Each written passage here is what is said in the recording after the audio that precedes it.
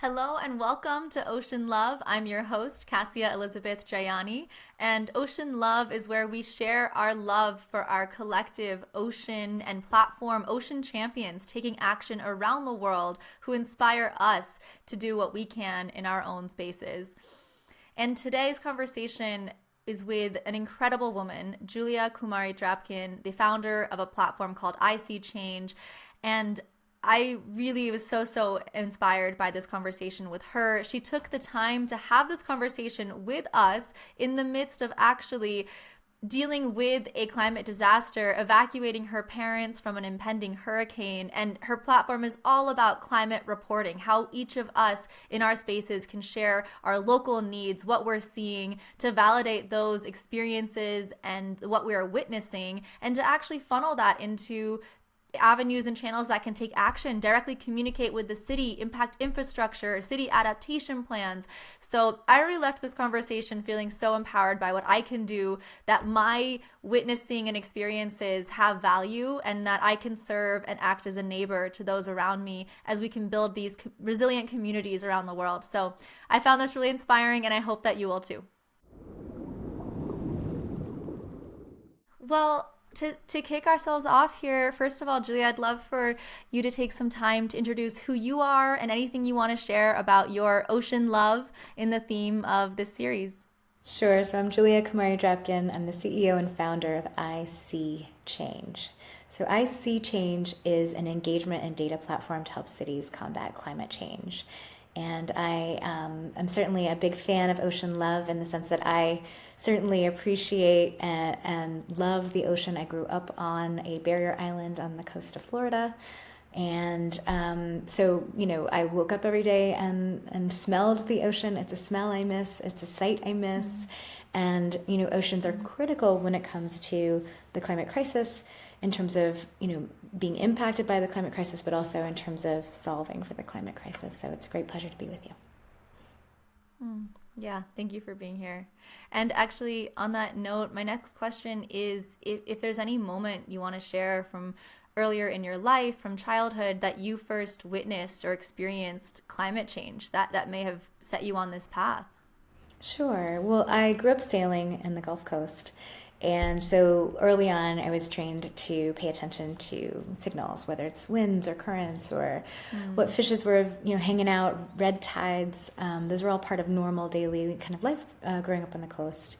My first experience with what might be characterized as a climate change experience was during the No Name storm in 1992 or 3. Don't quote me on that. I have to go look it up in Wikipedia, because ISeeChange didn't exist back then, where you could track your climate impacts. But I certainly remember distinctly waking up in the middle of the night with the Gulf of Mexico in our living room.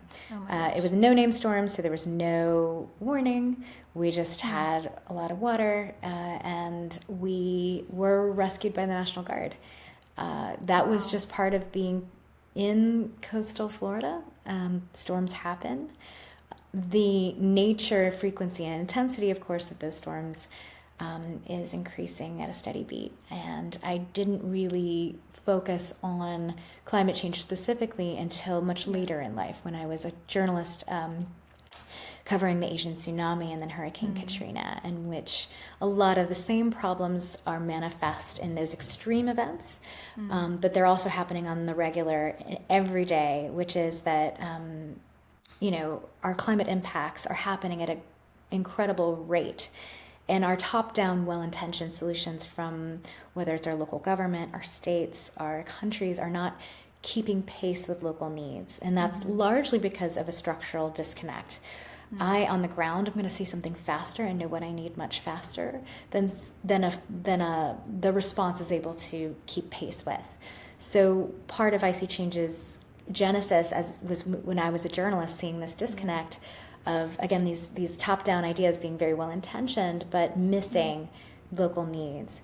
And so creating more alignment, a bottom-up, top-down conversation, was very much the genesis of ISeeChange.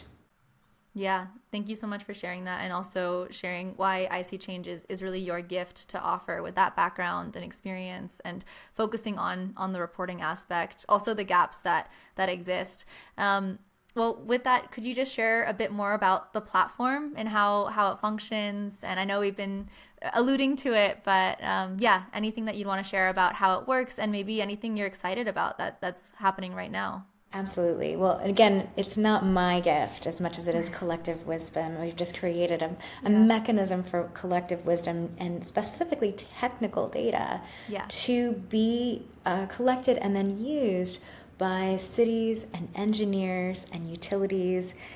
These are the entities that are responsible for our public spaces and our public infrastructure and who actually can do things about the issues that are being flagged by residents every day. Yeah. So again, we are leveraging resident-generated stories and photos and data.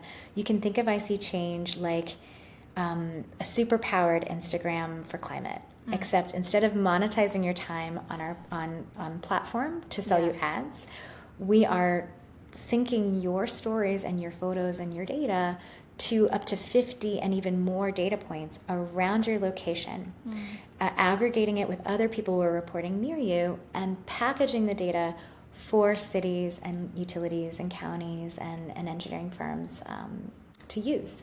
So ISeeChange is the flood reporting tool for the city of Miami. Yeah, amazing. And we have been used in flood infrastructure projects around the country, on climate adaptation planning projects and planning efforts.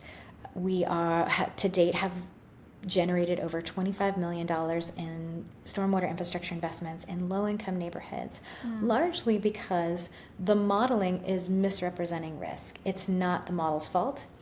A model, whether it's a heat model or a flood model or a carbon model or an energy model, pollution model, is doing its best to give you a general idea of where problems are and what to expect, but they, by design, can't be as accurate on a block-by-block intersectional level. There's too many multivariate ways for that model to be wrong. And it is more often than not. So being able to create this data that is, again, meeting our best guesses with real experiences and being able to provide much better infrastructure designs, much faster infrastructure response. So we're being used to flag storm drains. We're being used for flooding events. We're being used for tracking extreme heat. We're being used to track heat inside people's homes. Here in New Orleans, we're putting ISeeChange in with sensors that are tracking indoor urban heat waves. We are, we're doing sensors and working with transit riders and bus riders in Miami-Dade County. We are doing flooding, heat, and pollution for 34 municipalities in Miami-Dade County. And we're starting in California. Now, ISeeChange is being used all around the globe by people who just want to track their everyday experiences with climate change. And that is amazing. And it gives me so much joy to see those folks. And it is incredible. They're their own climate encyclopedias. You can see the history of a location based on these individuals, and we love them very much. We want that data to be used.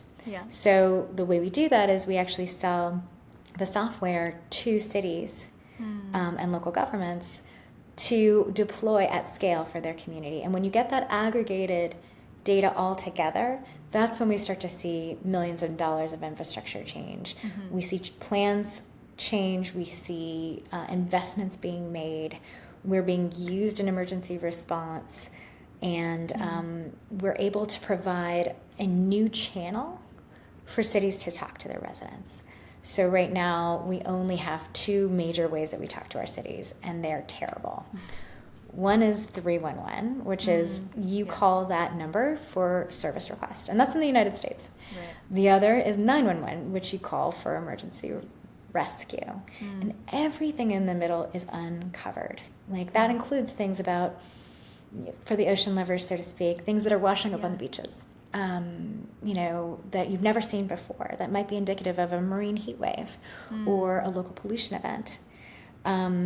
Marine algae, algae blooms that are suddenly, coming onshore. Being able to track the location, the intensity.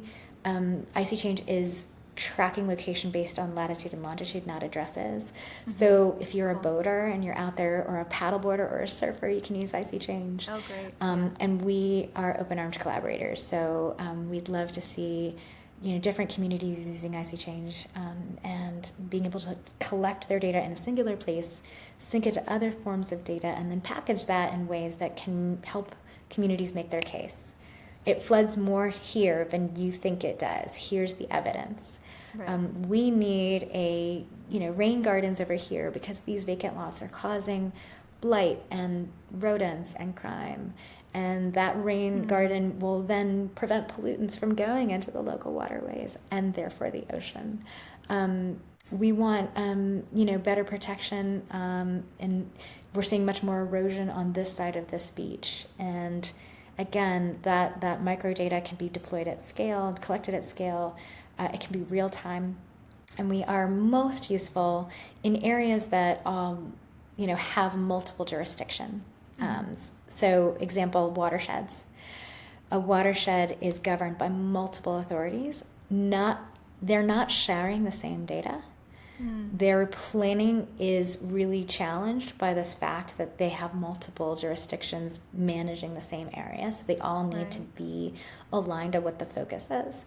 And we're seeing that increasingly as we get into what we call the mega projects here in the United States, wherein the Army Corps of Engineers is going to be building huge flood stormwater infrastructure projects on our coasts. And there are going to be impacts from that, good and bad. And we need to have conversations that are really and truly engaging the public, keeping track of the public's data as it relates to those projects, and being mindful that those timelines are decades long. Yeah. So, you can have a kid using ISeeChange right now who's a surfer who loves the ocean. And 10 years later, that data might be really, really important for a major infrastructure project that's going to change the coastline or currents or the way we deploy nature-based solutions. So every bit of data matters, and it matters just the way that you want to plant a tree. The best time to plant a tree was 10 years ago. Right. The best time to be using ISeeChange was 10 years ago. So as many ISeeChangers using ISeeChange now helps create that critical data and evidence that we might need in the years to come, if not right now. Yeah. Absolutely. Wow. Well, thank you for such a comprehensive overview of the platform and everything that it can offer. And I think I'm so happy that you focused on the implications for infrastructure. It's so incredible with this partnership with the city of Miami that anyone posting that information is going directly to city officials to be acted upon. And I mean, that's such an empowering channel and conduit to have access to. And to your point, beyond 311 and 911, the other ways we can communicate is through voting, but that's way delayed and not specific in terms of, what we're asking for or needing. And so to have that real time, and as you said, place-based, based on local needs, communication is so critical. And even though there are similar challenges around the world, they'll all be so different, even neighborhood to neighborhood, and what the solutions might look like. So that's really incredible. And I'm glad to hear it's global, so everyone can start sharing and thinking before, even though it's not yet connected into all of the cities. But yeah, that's really fantastic. We love our global local connections too. I think that's really critical, is that not only are we changing the paradigm in which the public is managing infrastructure, as in for the last maybe 30, 40 years, we really expected infrastructure to come and be managed and be responsibly handled by a central governing authority, versus the public, who used to be much more engaged in maintaining and managing infrastructure. Indigenous people certainly know that. Early settlers of the United States were directly managing, designing, and monitoring and maintaining infrastructure, paying for it publicly, literally crowdsourcing some infrastructure projects. Wow. And we've lost that. The word used to be called public works. And the word public works was what we used to call infrastructure until about the 70s, when Spiro Agnew was being investigated for pork barrel projects in Maryland. So the idea of public works became kind of became a bastardized term, frankly. It was equivalent of corruption. I see. And so they started using the word infrastructure, and you can see that in the Google kind of analysis of when the word infrastructure started to be popular. And that was actually taking the public away from what used to be much more of a stewardship act. I think other communities around the world are much more aligned sometimes when it comes to stewarding public resources or stewarding our places that we love the most. We need to do that at scale in order to manage our climate crisis. That means protecting our neighbors. If you have a culture of neighbors, that is actually one of the most critical things, especially in our coasts, especially in wildfire communities, especially where there are kind of these existential threats where your neighbor is your first responder. So in communities where you don't know your neighbors by name, those are the communities we worry about. And I think that changes and varies wildly globally. But when you see global solutions being shared on ISeeChange and people like dialoguing about it, it's actually the greatest thing in the world. So we're kind of creating a global culture of neighbors when it comes to climate change. So when we see problems in this community, we're like, oh, I see that too. But oh, hey, stay safe. But also, hey, this is how we're solving it. Could this work for you? And that is what we really are wanting to cultivate on ISeeChange. And of course, we'd love the Ocean Love community. If you've got great ocean solutions that you're excited to see, things that people are trying, whether it's, even if it's a beach cleanup, something as simple as picking up trash is a big deal. Different aquaculture kind of approaches, different ways of managing risk, and also cultivating solutions. We want to see them. Well, that's incredibly beautiful, and I love that you mentioned this concept of creating a global community of neighbors looking out for each other, and just the reality that our neighbors are truly our first responders. And one of the other issues our society is facing is that isolation and disconnection, and it's all related. Of course, it's the same as breaking our relationship with the environment. And so I love that this can be healing on both fronts. And it's very in theme with Ocean Love, as we celebrate that there's one ocean, one love. We're all connected. Our actions all impact each other, and so can our solutions.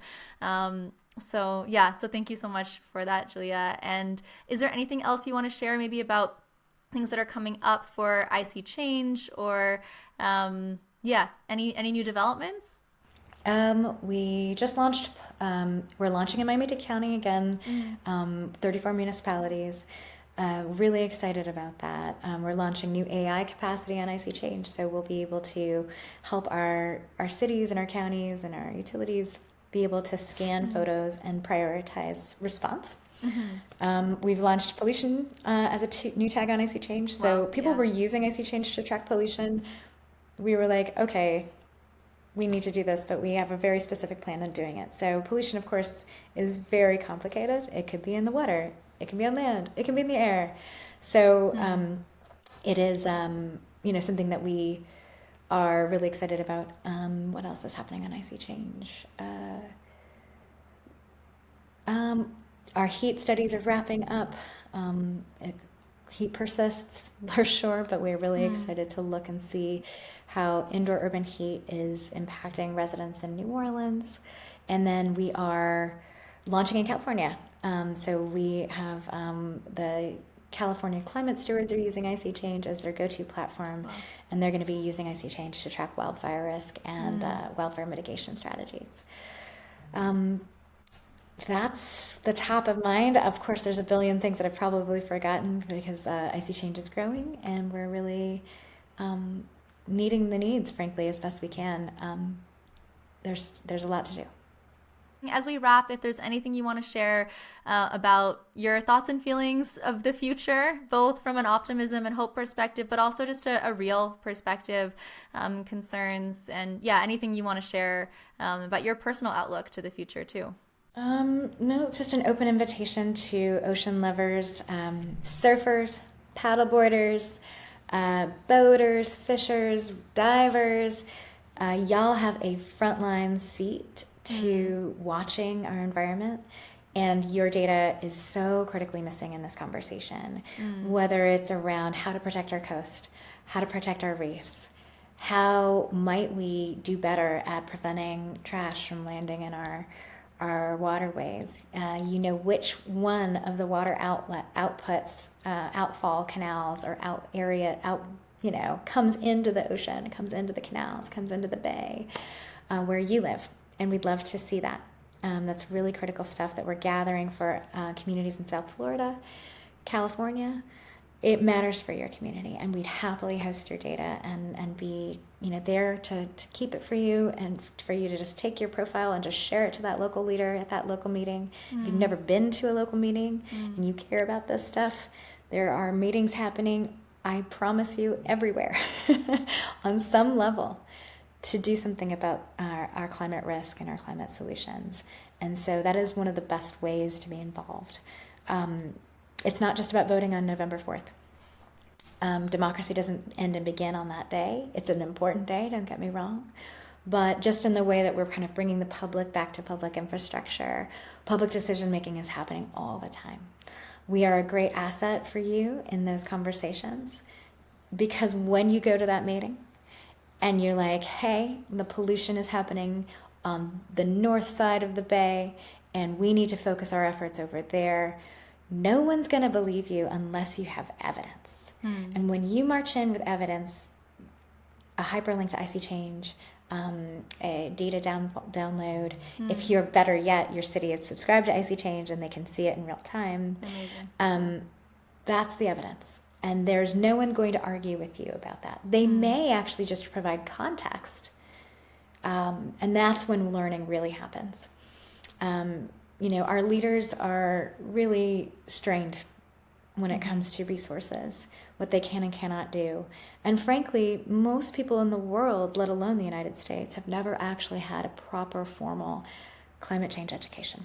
Yeah. On average, less than 2 hours a year for folks who are 20 and younger. And if you're 20 and older, you never had a formal climate change education in the United States. Yeah. So we're all learning. Our local leaders are learning alongside us often. And so being empathetic to that learning process, the resources that are available, and it really matters to give each other time to listen.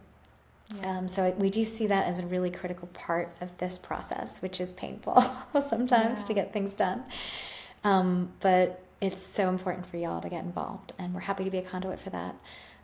I do this in my own community with my kid. I bring him to public meetings, and that is a way that he is learning how to be a good 21st century citizen and not to fear what's coming at them.